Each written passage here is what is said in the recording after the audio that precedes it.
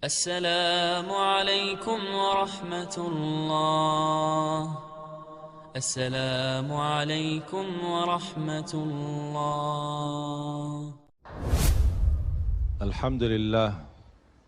الحمد لله رب العالمين. اللهم صل على سيدنا محمد وعلى آل سيدنا Muhammad. Kita dalam segala urusan dunia mengambil keputusan kita harus bermusyawarah. Tapi kalau dalam hal ibadah tidak semestinya bermusyawarah. Artinya kalau kita mau laksanakan kewajiban kita, masa kita bermusyawarah dulu? Allah Subhanahu wa taala memanggilkan kita untuk menunaikan salat kita 5 waktu, tidak perlu dimusyawarahkan. Kalau kita sudah mendengar hayya 'alas salah, hayya 'alal falah, segera tunaikan kewajiban kita. Kalau kita perhatikan dalam Al-Quran, banyak ayat-ayat yang Allah Subhanahu wa taala ikatkan salat dengan zakat, atau bahasa lain salat dengan infak, sebagaimana firman Allah Subhanahu wa taala di suratul Baqarah, dan saya yakin semuanya hafal. A'udzu billahi minasyaitonir rajim. Bismillahirrahmanirrahim. Alif Lam Mim. Dzalikal kitabu la raiba fihi hudan lil muttaqin. Alkitab ini petunjuk bagi siapa? Bagi muttaqin. Dan Allah menjelaskan sifat-sifat mereka. Kalau kita ingin meniru mereka, ingin bergabung bersama mereka, ingin menjadi seperti mereka, ikutilah penjelasan Al-Quran. Siapa sih al-muttaqin ini? Allah Subhanahu wa taala sebutkan, alladzina yu'minuna bil ghaibi wa yuqimuna as-salata wa mimma razaqnahum yunfiqun. Mereka adalah yang beriman tentang ghaib. Apa yang ghaib? Allah, malaikat, jannah, surga, neraka, segala sesuatu yang ghaib mereka percaya, walaupun mereka tidak melihat dengan mata sendiri. Dan sifat mereka alladzina yuqimuna as-salah. Beda artinya yuqimuna as-salah sama yusallun. Ada orang hanya kerjakan salat, tapi ada orang mendirikan salat. Ada 2 orang salat di saf pertama, sama-sama ruku', sama-sama sujud, sama-sama membaca Al-Quran, tetapi satu diterima oleh Allah, satu tidak diterima oleh Allah. Apa persoalannya? Karena satu menghadap Allah dengan hatinya, dan satu hanya menghadap Allah dengan fisik badannya. Makanya kita melihat orang yang salat dengan hatinya, nikmat salatnya, bisa tenang bacaannya, tenang rukuknya, tenang sujudnya. Beda sama orang yang buru-buru melaksanakan salat. Saya pernah masuk satu masjid, habis saya tahiyatul masjid duduk.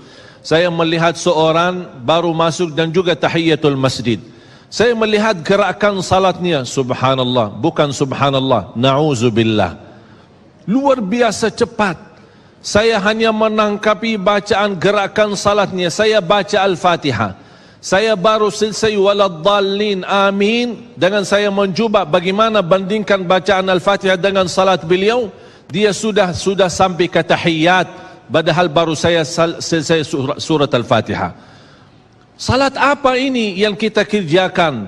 Banyak orang-orang berlomba-lomba seolah-olah ada juara. Siapa yang paling cepat selesai salat dapat juara 1. Inilah yang terjadi dalam keadaan kita. Makanya kita merasa tidak nikmat salat kita.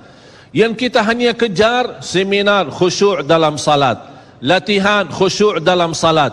Sebenarnya Bapak Ibu biar faham, tidak ada perintah dalam Al-Quran memerintahkan salat yang khusyuk.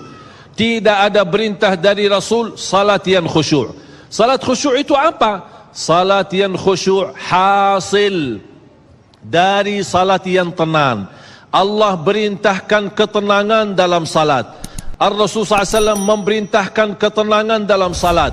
Kalau sifat khusyuk adalah sifat orang mukmin yang melaksanakan salat tuma'nina. Qad aflahal mu'minun alladzina hum fi salatihim khashi'un. Ketika ada seorang datang ke masjid di zaman Rasulullah sallallahu alaihi wasallam, masuk masjid, tahiyatul masjid. Selesai salat, dia datang kepada Rasul mau salaman. Rasul tidak menjawab. Bahkan Rasul berkata, salli fa innaka lam tusalli. Salatlah karena kamu belum salat. Dia pergi ke depan, salat lagi, selesai balik lagi bertemu Rasul. Mau salaman, Rasulullah SAW tidak menjawab. Salli fa innaka lam tusalli. Salat dulu karena kamu belum salat. Sampai 3 kali dikasih tahu oleh Rasulullah SAW. Akhirnya orang berkata, mohon maaf ya Rasulullah, saya tidak tahu selain ini salatku. Gimana? Kata Rasulullah SAW, fa idza qumta faqum mutma'inna. Kalau berdiri, berdiri tenang, tumaknina. Tumaknina salah satu rukun di dalam salat. Tidak sah salat seorang tanpa Al-Fatihah, betul? Sama tidak sah salat seorang tanpa tumaknina. Baca tenang, rukuk yang tenang, sujud yang tenang, wallahi akan terasa nikmat. Dari hasil ketenangan dan upaya dan ikhtiar kita akan muncullah rasa khusyuk. Karena khusyuk bukan sesuatu yang datang dari luar, tapi khusyuk sudah ada di dalam hati. Tinggal bagaimana cara dikelola, bagaimana bisa dikembangkan cara salat yang tenang.